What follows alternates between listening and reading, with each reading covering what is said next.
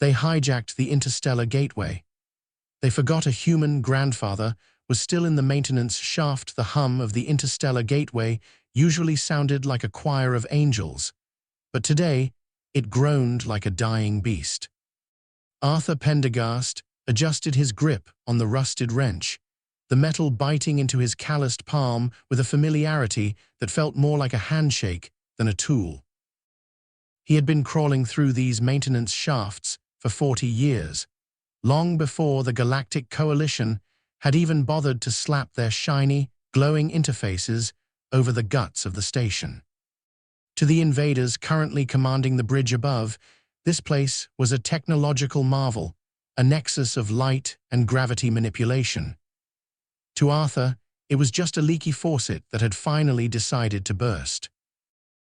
The intruders had arrived in a flash of violet radiation, sweeping through the security checkpoints with an efficiency that felt almost insulting. They moved with a clinical detachment, their long, spindly fingers dancing across holographic displays that shimmered with hostile intent. They wanted to divert the gateway, to turn the primary aperture toward their home sector and usher in an armada that would blot out the stars. They were so focused on the grand architecture of conquest that they never checked the crawlspaces. They never considered that a human technician, long ago dismissed as obsolete, might still be tending to the pipes. Arthur exhaled, the sound raspy in the recycled air of the shaft. He wiped a smudge of grease from his goggles and stared at the primary logic shunt. It was vibrating, a high-frequency thrum that made his teeth ache. The invaders had locked it down, encasing the central processor in a cage of solidified light and energetic dampeners.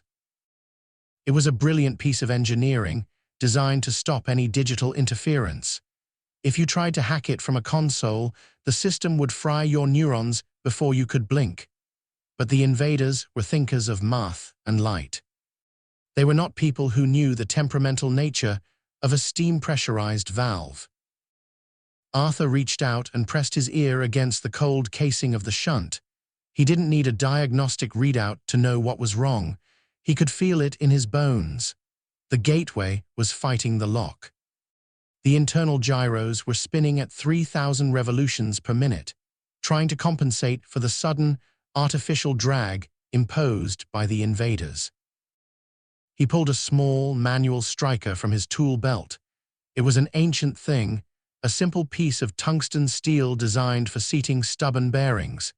He didn't aim for the interface. He didn't try to override the encryption. Instead, he looked for the rhythmic pulse of the station. Everything in the universe had a rhythm. The station breathed in cycles of cooling and heating. The power conduits hummed in a steady beat of 60 cycles per second. The invaders had disrupted that rhythm, forcing the station into a rigid, unnatural stillness. That stillness was the weakness. Arthur tapped the casing. 1, 2, 3, pause. He listened. The vibration in the wall shifted, just a fraction. He had created a sympathetic resonance. The invaders continued their work on the bridge, blissfully unaware that the foundation of their victory was currently being drummed out of sync. They thought they had seized control of a machine. They didn't realize they were trying to hold onto a wild, untamed animal by its tail. Arthur worked with the slow, deliberate pace of a man who had all the time in the world. He treated the gateway like a stubborn radiator in an old brownstone. He knew that if you hit it in the wrong place, it would explode. If you hit it in the right place, at the right time, it would surrender. He shifted his position, his knees popping against the grating. He could hear the muffled thumping of boots above him. The invaders were pacing, waiting for the gateway to stabilize, waiting for the wormhole to snap open and swallow the galaxy. He tapped again, harder this time, a sharp, piercing note that echoed through the shaft. The primary logic shunt let out a low, mournful howl. The solidified light cage flickered. For a split second, the holographic displays on the bridge above would have glitched, showing static instead of star charts. The invaders would have panicked, scrambling to reinforce the lock, tightening their grip on the controls. That was exactly what Arthur wanted. By forcing the system to tighten, they were pinning themselves to a failing structure. They were pouring energy into a knot that Arthur was currently untying from the inside. He picked up a heavy pipe wrench and hooked it around the primary coolant line. With a grunt of effort, he gave it a half-turn. The pressure hissed. The temperature in the shaft spiked, turning the air thick and humid. A warning klaxon sounded somewhere far away, a lonely, distant cry that the invaders probably dismissed as a minor diagnostic error. They were looking at the stars. They were looking at the manifest destiny of their empire. They weren't looking at the man in the grease-stained jumpsuit who was currently turning the keys to their kingdom. Arthur checked his watch. It was nearing lunchtime. He had a sandwich waiting in his locker back in the subsector, provided the bulkhead hadn't locked him out. It was a ham and Swiss on rye, a modest reward for a day spent wrestling with the infinite. He turned his attention back to the shunt. The lock was beginning to vibrate violently now. The invaders were fighting back, pushing massive amounts of power into the system to maintain the aperture.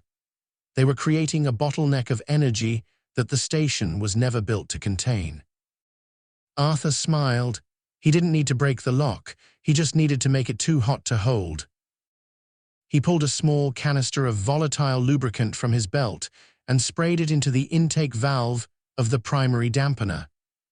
The liquid hissed as it hit the superheated metal. The vibration intensified, moving from a rhythmic hum to a chaotic, grinding shriek. The entire station began to shudder. Above, in the bridge, the invaders were likely falling over themselves, their delicate instruments failing, their grand plan unraveling in a storm of feedback. Arthur didn't wait to see the result. He knew the sound of a system ready to blow. He began to crawl back toward the exit, his movements fluid and efficient. He didn't run. He just kept moving, keeping his rhythm, keeping his steady pace. He reached the maintenance hatch and pushed it open, stepping out into the observation corridor. The lights here were strobing, flickering between a harsh, clinical white and a panicked, emergency red. Down the hall, he saw them. The invaders. They looked less like gods of the cosmos now and more like frightened insects. They were clawing at their consoles, their eyes wide with disbelief as the gateway roared. The aperture was closing.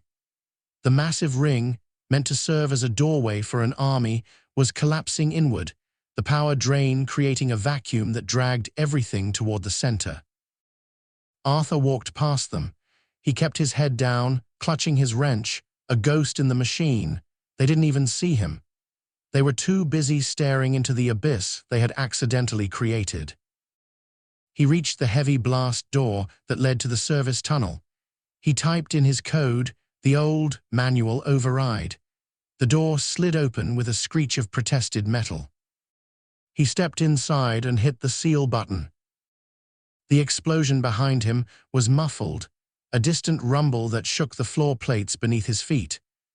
The gateway had buckled, its internal integrity shattered by the imbalance of energy. The invaders had been ejected, their ships pulled into the closing vortex. Their invasion force scattered into the cold, silent void between sectors. Arthur leaned against the door, his heart hammering against his ribs.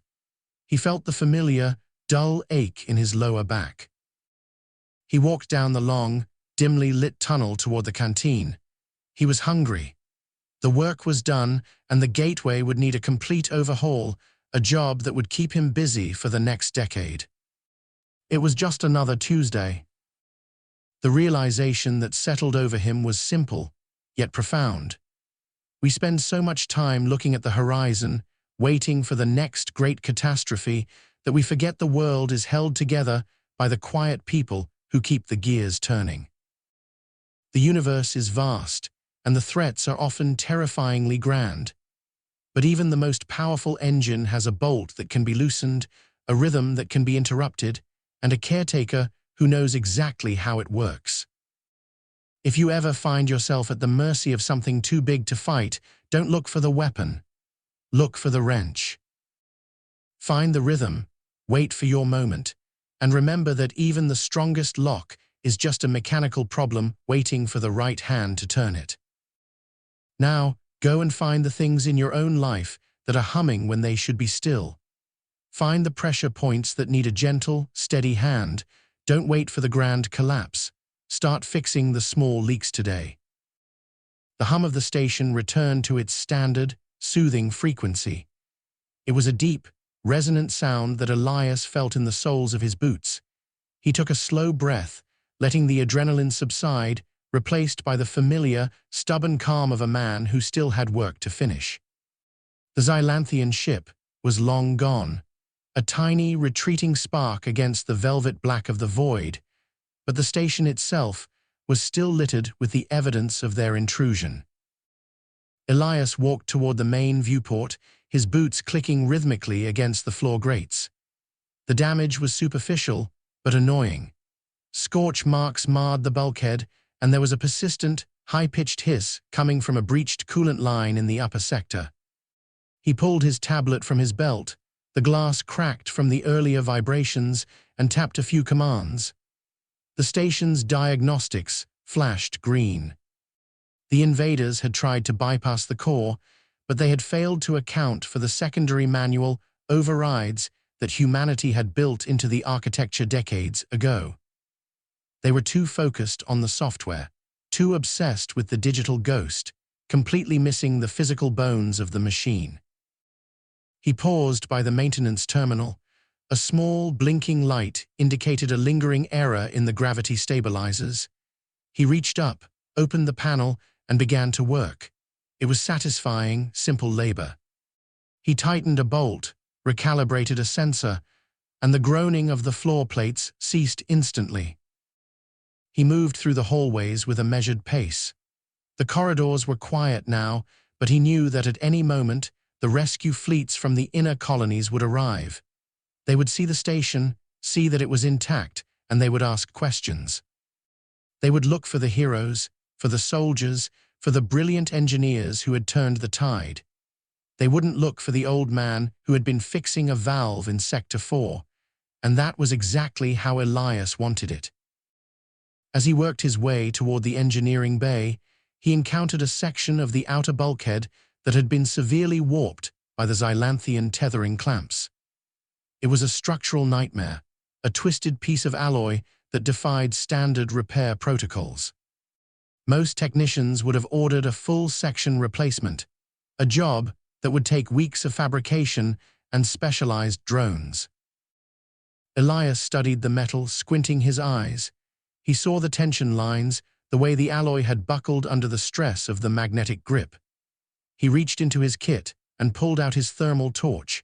He didn't use the high heat setting, he dialed it down to a soft, consistent glow.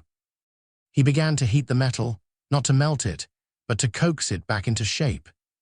He moved the torch in a slow, circular motion, heating the steel in a way that mimicked the original cooling process of the cast. He was essentially massaging the metal, persuading it to return to the form it remembered. It was an old technique, one he had learned as an apprentice, long before digital fabrication made it obsolete. As the metal glowed a dull, cherry red, it began to groan and shift. It pulled back, the jagged tears closing up as if they were healing, the alloy settling into its original, sturdy state. Elias wiped the sweat from his brow, a faint smile touching his lips. He was not a savior, he was not a warrior. He was just a man who believed that if you treat a machine with respect, it will never let you down. Suddenly, the proximity alarms began to chime, a low, melodic tone that signaled the approach of a friendly vessel. The Federation fleet was here. He could see the sleek, white silhouettes of the rescue frigates gliding out of slipspace, their engines burning bright against the darkness. They were fast, efficient, and lethal. They were looking for a war. They were expecting to find a graveyard of human engineering or a captured outpost, and instead, they were finding a pristine, functioning gateway. Elias stepped back into the shadows of the maintenance crawlspace, just as the airlocks began to cycle. He heard the stomp of boots, the crisp, disciplined voices of the crew.